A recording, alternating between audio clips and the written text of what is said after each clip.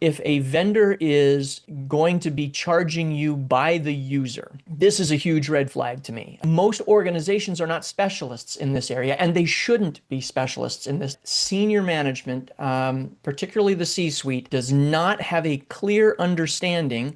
If a vendor is going to be charging you by the user, this is a huge red flag to me. Most organizations are not specialists in this area, and they shouldn't be specialists in this. Senior management, particularly the C-suite, does not have a clear understanding of where they want the company to be in 5 or 7 years. Hello, welcome to Mindset to Results. Today our guest is Christopher Dundy. Hi, Christopher. Wow, thank you so much for having me today. I really appreciate it. This is very kind of you. You're most welcome. Today we will discuss the topic Stop Building, Start Managing, how smart leaders use training to scale performance. And I am sure that our listeners will take so much value from our conversation. I hope so. I'm looking forward to it. Most companies spend huge amount of money on trainings, and yet performance doesn't really change.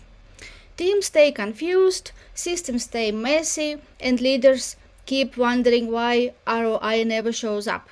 So here is the real question. If your training budget was cut in half tomorrow, what would you keep and what would you cut? That's a great question. So, the first thing that I think it's really important to understand is that of the hundreds of companies that I've worked with, the vast majority of them do not have a training problem. They have a clarity problem. And what that means is that senior management, particularly the C-suite, does not have a clear understanding of where they want the company to be in 5 or 7 years. And if they do have that, they haven't communicated it effectively down the chain. And the problem is that when there's no clarity from the senior leadership, it's very, very difficult to build any training that will allow your employees to get from where they are to where they need to be. And so if your training budget is cut in half, the thing that's going to make it most effective is to increase the clarity of where your ultimate goal is going to be so that your training department can get a better handle on exactly what courses are going to move the needle to get your organization there. Thank you. So we set the tone for our episode, and now I would like to introduce you. Today, my guest, Christopher Dundy, has spent 18 years building and fixing learning system for organizations, launched over 1,000 courses, and brings a systems-driven mindset from his background as U.S. Marine officer. We are going to talk about what most companies get wrong about training, how to build lean, scalable systems, and how to turn training into a real performance engine, not checkbox exercise. Before we go deeper to the question, Christopher, I would like you to shortly tell a little bit about yourself, why you do what you do, why you have so passion to help entrepreneurs and business owners. Sure. So when I left the Marines in 2002, I went back overseas and I lived about 14 years in a variety of different countries, Korea, Japan, Philippines, Saudi Arabia, Lebanon. And when I was over there, I started by teaching in the classroom. And it was going to be just a short-term job until I figured out what I wanted to do for the rest of my life. But in about 2007, I encountered this piece of software. It was new at the time, relatively speaking, called a learning management system. And I immediately saw all of the benefits that it could bring to educational organizations, to teachers specifically, and how it could help the students learn better, learn faster, have more access to information. And I was absolutely in love with it. And so since 2007, I've only been working with learning management systems, and it is something that I think is now absolutely the heartbeat of any organization because your employees are the most important thing. Everybody says that, but in order to truly realize the potential of your workforce, you need to have some way to train them and to keep them moving in the direction that you, as the leader of that organization, would like to see them move in. Yeah, it is interesting that you mentioned about your experience moving from Marine to e-learning CEO. So here there's a question for you. How did your military system-driven mindset shape the way you build companies? And what Well, can oh, entrepreneurs, sorry. yes, yes, what can entrepreneurs learn from that approach when scaling operations? I did not mean to step on you. I'm sorry, but yeah, that's another really good question because initially it did not shape the way I built the company, and it was a mistake not to use the experience that I'd had. And the Marines are really, really good about giving plans from one level of the organization to another in a very specific manner. They call it a 5 paragraph order, and it always goes in the same order every single time so that when you're giving that order to your subordinates, they know exactly which pieces to listen to and in what order so that they can find out what their particular part of the mission is. And the two most important parts of this order are the commander's intent and the final result desired. And the commander's intent is just what the senior leader is trying to do. And the final result desired is at the end of the day, what does success look like? And those two pieces are key because they're included in every single order. And once your subordinates, all of them, have a very clear understanding of what you're trying to do and what success looks like, then it's easy for them to be able to make that happen. And they can all, march in the same direction, pull on the same oar, use whatever metaphor you're most comfortable with. And initially, I didn't take that information and apply it to my companies. And the result that we had for the first couple of years was it was sporadic. We things were sort of smooth, but they weren't as smooth as they should have been. Sometimes things got missed or overlooked, and it was only when I stopped and thought back to all of those years of experience and I realized that yes, an e-learning company is very different from a military or marine rifle company, but ultimately the process of getting information from me to the subordinates is the same method and it works very, very well. And so nowadays whenever we talk, we all the end of everything that I do has a final result desired, which means to my software developers, to my course developers, to my DevOps guys, whatever you have to do is fine with me as long as the final thing that happens looks like this. And it's got these elements. And if I can clearly articulate that, then I don't have to worry about how things get done or because I know that whatever way they decide to implement the plan, I'm going to get what I want at the end of the day. And I think that's a really important thing for every leader in every organization to understand, not just my company. Yeah, definiteness of purpose. Yes, definiteness of purpose makes people see that clear vision and not to be Mhm. confused. Yes, and if when all organizations have the same vision, this is how they start supporting each other and they creating instead of competing and pulling each other to different ways. Absolutely. Well put.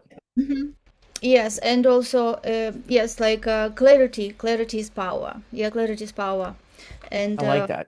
yeah, yeah. So you said that stop building your training and start managing it.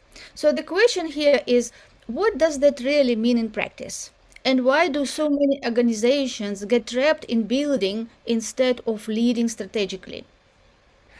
So I see this all the time in organizations.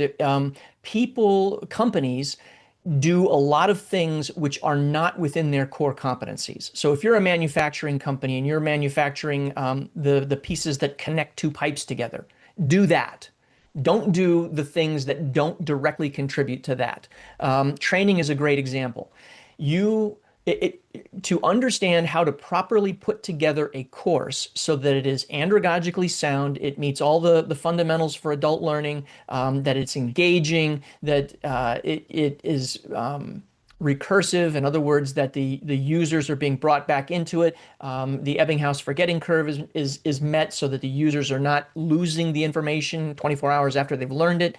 There's so many considerations for training that most organizations are not specialists in this area, and they shouldn't be specialists in this area. They should be very good at whatever it is, whatever product or service they produce. And everything that's outside of that circle of competence, and training is certainly one of those things, should be outsourced to a company that only does that.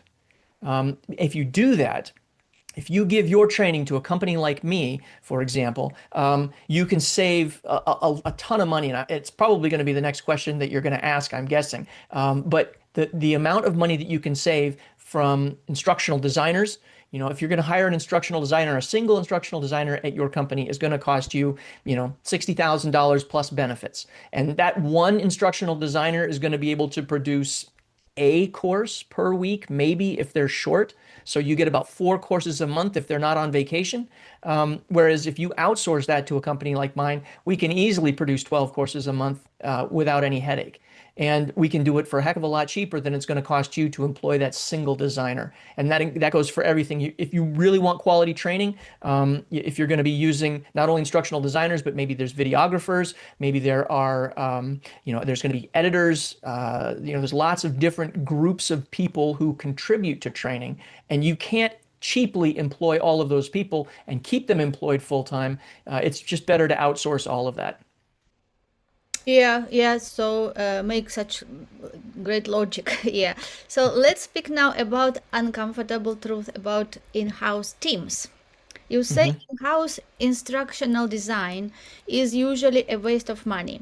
What are the hidden costs leaders don't see, and when, if ever, does it actually make sense to keep it inside?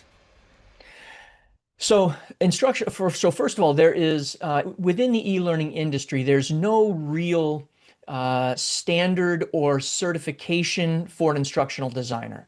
Anybody, and I see this all the time, anybody who has a license for the Articulate Storyline software or EXE or iSpring or Adobe Captivate, if you've got a license for that, you can call yourself an instructional designer. But by and large, that does not mean that you have a good understanding of training principles and what it takes to achieve true quality training that will actually allow your employees to absorb the information and retain it.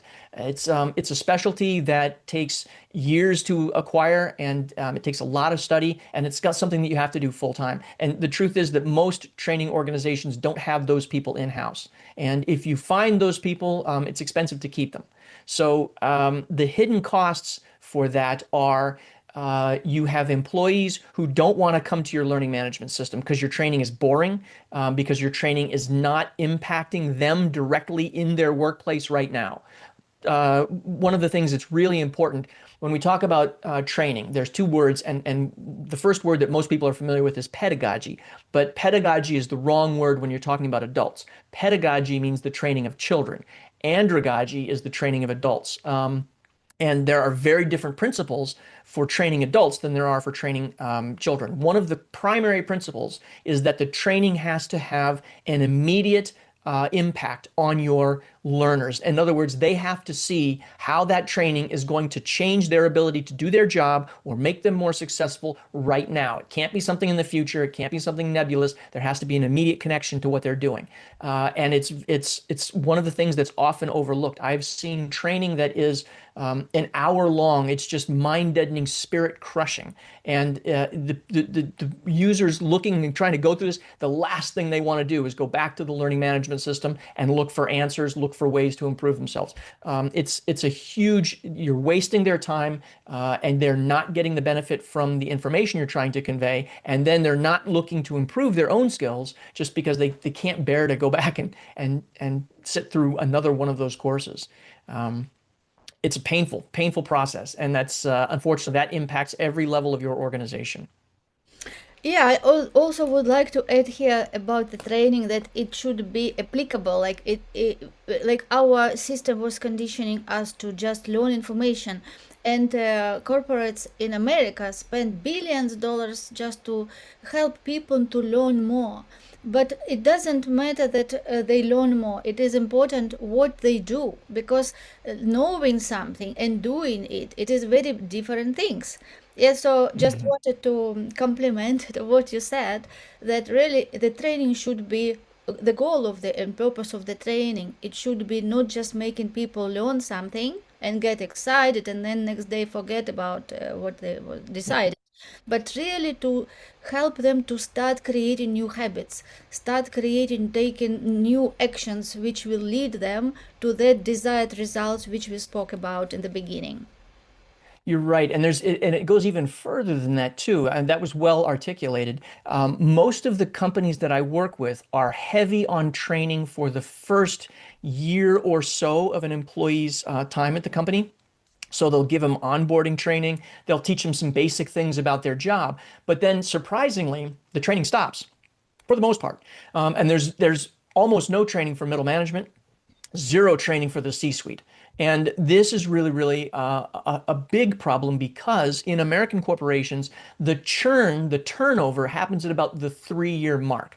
At about the 3 year mark, when an employee has been at the company for 3 years, they're starting to feel comfortable enough in their own job that it's not as challenging as it was. But they don't have a clear vision of what's next. They can't see where they're going to be promoted to, or they can't see maybe a lateral move left or right to a different department. That training pipeline is non-existent. And because it's non-existent, those employees at the three year mark start to look to other companies for different challenges or for an opportunity to advance their career. And that's terrible because when you're learn all that corporate knowledge that you worked so hard to give them is now walking right out the door. So what we really encourage is an entire pipeline, and this goes back to that vision of the the C-suite. You need a pipeline for every level of the employee life cycle so that when they're onboarding, they're getting certain training. When they're at the year 1 and 2 mark, they're getting training. And then at that 3 year mark, that critical mark, they can see, all right, if I take these courses, I now have the skill set that I need to become, a basic manager or, a senior manager, and I can keep moving forward and I see a path forward in this organization.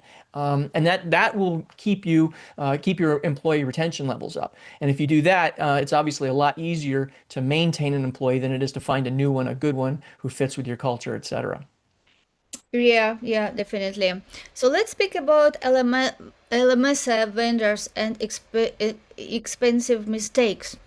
Mhm. What are the biggest red flags that a company is about to choose a bad LMS vendor? And what due diligence questions should every CEO ask before signing? Yeah, so I mean, you can swing a dead cat and hit a learning management system vendor. There's lots of us out there. And it is a bell curve. Like everything else in life, the vast majority of the companies out there are positively mediocre. And it's when you're looking at a learning management system, it's a very expensive piece of software, and it's very difficult to change from one to another and to migrate that data from one platform to another. So you want to find a good vendor, and then you want to stay with that vendor for as long as possible. And there are some red flags right away, in my personal opinion. If a vendor is going to be charging you by the user, this is a huge red flag to me, because the ability to add more users to a system, it doesn't cost the vendor anything. What they're doing is they're essentially jacking up your prices, but they're not having to pay any more from their own particular for their own services. Contrast that with us, for example.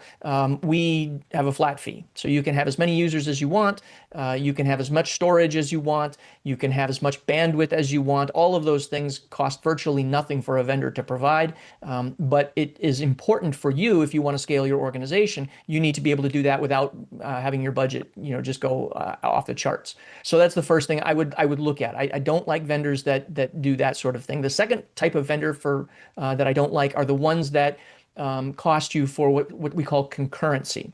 So concurrency means hits to the database, simultaneous hits to the database per minute. And what that means is if you have more usage, they're going to charge you more. So they'll have a base fee, for example. These companies typically charge you a base fee. And then if you go over a certain limit, they start charging you more for that. Well, again, with a learning management system, this is not something that is absolutely, it's not necessary for you to do because your concurrency levels honestly don't take up that much bandwidth. And adding bandwidth is a pretty cost-effective thing for a vendor to do. So pricing is absolutely huge. If they're nickel and diming you for everything, If they are another, if they charge you to be able to talk to their client service managers, you get a certain amount of hours per month, 10 hours per month that you can talk with us.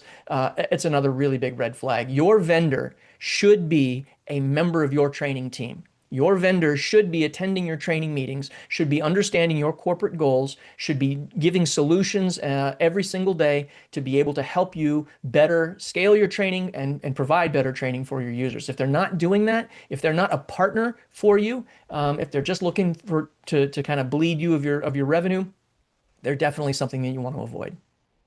Yeah, yeah, great. So, is anything else that does great LMS governance actually look like, and how does it directly impact performance, culture, and stability?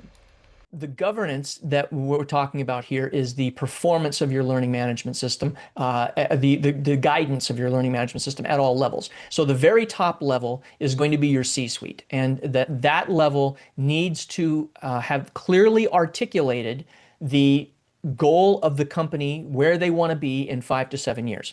They're not responsible for the implementation of the technology or the maintenance of the technology, but they have to be able to tell the training team which direction that they're going to be going in. So that's the first level, and they should meet once a year, maybe twice a year at the most. The next level down from that is going to be your general department head. So the head of your HR, the head of your operations, the head of your sales, any of those groups of people are going to be meeting, and typically they meet quarterly. But their entire purpose is to take the goal of the company and to figure out what their individual departments need to do in order to reach that goal. What training do they need to provide to their employees so that they can sell as many products as they need to, or they can manufacture as much as they need to? Whatever it is, how do they get to that 5 to 7 year goal? And then once they've clearly articulated what each of their departments needs, that goes down to the next level. The next level is the operations level. And these are the people who take those goals that have been articulated by the department heads and they say, okay, sales needs to be able to give training on these 6 products. So we need to come up with training that will allow them to be able to speak intelligently to the client on these 6 products. And so that's when the operations portion comes in, and they create the timelines to create those trainings, and then what they do is they will assign a person who is responsible for each individual course, usually the subject matter expert. And the subject matter expert's job is every year to review that course and to ensure that the information is still up to date, and to make sure that it's still meeting the objectives that it needs to meet.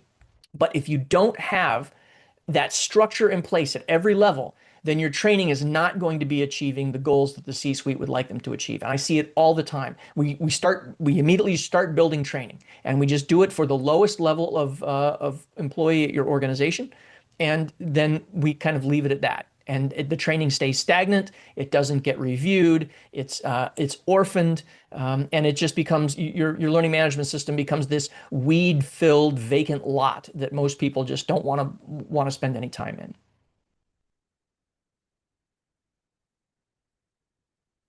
You also talk about using checklists and Kaizen in training operations. How can leaders apply these principles to create operational clarity across their whole businesses? There is a wonderful book. It's called The Checklist Manifesto, and I recommend it to on every podcast that I'm on. It's by a gentleman named Atul Gawande, who was a doctor, a surgeon, and his book is about implementing checklists within hospitals to decrease post-surgical complications. So, on surgery teams, with doctors and nurses who have checklists in place, the patients at the end of that surgery tend to recover quickly with fewer problems.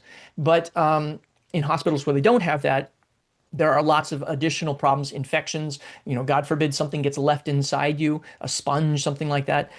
So The idea here is that every single process in your organization, to include your training, should have a checklist, a step-by-step checklist that people can walk through so that your product is being delivered the same way every single time. And that eliminates the problems that are associated with somebody just having a bad day, they're tired, there were personal problems they were thinking about, and they missed some steps along the way. And so the checklist is absolutely key. We've got checklists for everything in our organization. Specifically for course building, we've got a 35-step checklist that we go through, which guarantees me, as the CEO of the company, that when a course is finished, I know that it's going to look the same way every single time, that it's going to have all the effective elements in it because my employees have gone through that checklist step by step, and I can go back and look at that, and I can see for myself that the course has been built correctly. But the important part is I know that nothing has been missed. To use the McDonald's analogy, the French fries are going to taste the same in every single country because the checklist was followed. Yes, a great tool, checklist. The Mm. next question is how should an LMS support the entire employee lifestyle? And what changes when leaders start viewing training as a performance lever instead of a compliance tool? Good question. So, as we mentioned, you've got that 3-year churn where employees tend to start leaving the company looking for other jobs because they don't see that clear pathway. This was an interesting problem we faced when I was the Learning Management System Administrator at the Peace Corps. The Peace Corps is, they've got lots of moving parts. They've got staff members in Washington, D.C., they've got volunteers all around the world. They're out in places that, have no internet and they only come back to civilization, once a month. But there's all this training that needs to happen when they're being onboarded, before they deploy, when they go to their countries, and all of these different touch points that the employee has. But at the Peace Corps, when I came in there was no one document or person who had a clear understanding of what all of those touch points were. Each department had their own view of what needed to happen and when, but the organization as a whole didn't have it. And the only way for us to capture that, we actually put up a big piece of butcher paper. It was probably about 6 feet tall and about 20 feet wide. And every day for a week, it was down in the lobby. Every day for a week, we had coffee and donuts. And whenever the employees came to work, we'd say, have some coffee, have a donut. And oh, by the way, here's this big piece of paper, and here are the stages that the employees will go through. You show us what training your department does and which stages they do it in. And only after a week of doing that were we able to get a big picture of exactly what happened in that organization. But once we do have that picture, now we can start coordinating all of those different elements and we can start putting them into the learning management system and we can have a unified system. And we also realized that there were certain duplications of effort in various departments. We can eliminate those kinds of things. So the whole process gets streamlined once you have that 35,000-foot view of what your corporate training looks like. And most organizations don't have that. And it's critical because, again, if you don't know what you're teaching, you are teaching something. Guaranteed, your company does provide some kind of training. But if you don't have a clear understanding of who it impacts, when it impacts them, then we can't maximize our performance. Yeah, great. So we have last question. Let's speak about the Mhm. real ROI of outsourcing. And this is the Mhm. question. Beyond cost savings, what performance gains should leaders expect? And what mindset shift is required to let go of control and scale smarter? Mhm. So cost savings aside, one of the things that outsourcing your training allows you to do is it allows you to mentally focus on your efforts on what it is that your company does specifically, what it does well. And all you have to do, again, is to be able to articulate the vision that you're looking for, the direction that you want the company to move, and your goal for 5 to 7 years. And then you can just give that away to somebody else and let them begin to put that into practice for you. But what the invisible advantages are is that your employees are going to, first of all, there's going to be a boost in morale because employees are going to start to see training that is applicable to them immediately. They're going to start to see training that can improve their jobs today, their outcome today, allow them to sell more today, fix things faster today. And when they do that, they start to see benefits in their daily jobs. They're going to start to feel better about themselves and the organization. They're going to start to feel that the organization actually cares what's going on. Everybody wants to be part of a winning team. Nobody wants to be part of a team where they feel like they're just showing up to punch the clock and it doesn't really matter what they do. And if your morale starts to improve, job performance starts to improve.